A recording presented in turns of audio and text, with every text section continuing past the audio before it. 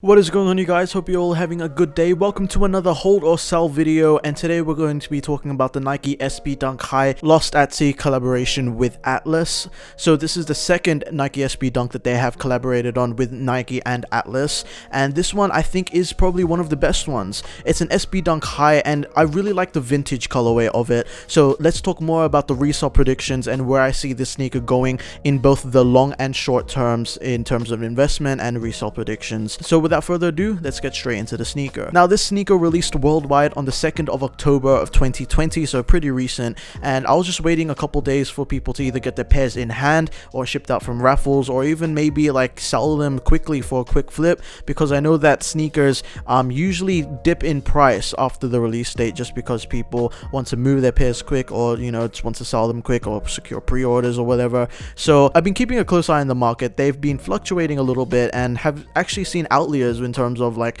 the resale price. Like, sometimes they sell for lower than market, sometimes they sell even higher than market. So I do think it is pretty interesting, and this video was pretty highly requested, so I thought to take a look at the sneaker and see if it's a good hold or a sell. Now, the story of the sneaker is that from, I think, a shipment from South Korea to the United States, it got lost at sea, and then it dumped about 61,000 pairs of a Nike SB Dunk or some Nike sneakers into the sea. And some of them made it to California, so it was pretty cool that we're now seeing a sort of a reiteration or like an inspiration of that event that happened. I think that that is a pretty cool story that Nike and Atlas chose to reinvent, so I think that that can contribute heavily to the rich history of the Nike SB Dunk and why these might be pretty profitable and nice, decent investment to put your money towards. Now, these released for a retail price of 110 USD or around 160 Australian dollars, and of course they sold out, and they're currently reselling for around 500 USD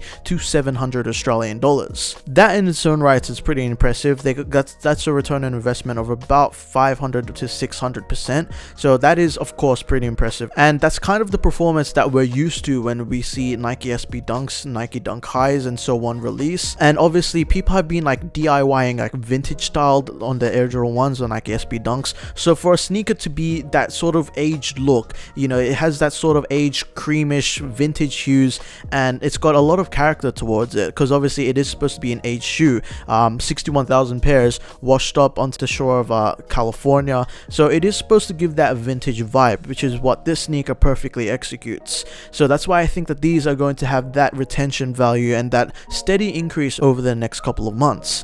Since they're currently reselling for around 700 Australian dollars, I don't see them going up or going down. I actually see them going down a bit once people start getting their pairs in hand, and then in the next month or so we'll start to see them increase just a little bit. No sneaker ever increases crazily within the first month or two. They usually maintain the same, maybe go up 50 bucks a bit once people start feeling the L's. Like, if it's a really high in demand shoe, they'll start feeling the L, and then they'll start realizing, hey man, maybe I should cop. I don't know if people are going to feel like that way with these sneakers, but trust me that they are pretty in demand. Obviously with that nice aged vintage look, this is probably we haven't really seen anything like this released this year, so this is definitely very unique and very special in terms of the Nike SB Dunk High releases that we've seen this year. Now, in terms of where I think that these sneakers are going to be going in the future, I do think that they're going to stay and maintain a constant average sale price of 800 Australian dollars or around 550 USD. I do think that they're going to reach that point before the start of 2021. So I think around December, January, we're going to see them hit 800 Australian dollars to 550 USD average sale price. But I do think that they're going to probably go up to at least $900 within the next 6 months to 8 months. So it's definitely a decent investment if you choose to put your money towards and bulk buy whatever and swoop up and pick up pairs under market if you do see the opportunity, because I say that if you don't cop for retail, the next best alternative is to wait until people start getting their pairs in hand and then swoop in and cop, because that's when usually the prices are at the lowest that it can go, because it can only go up from there unless they hit restocks or whatever.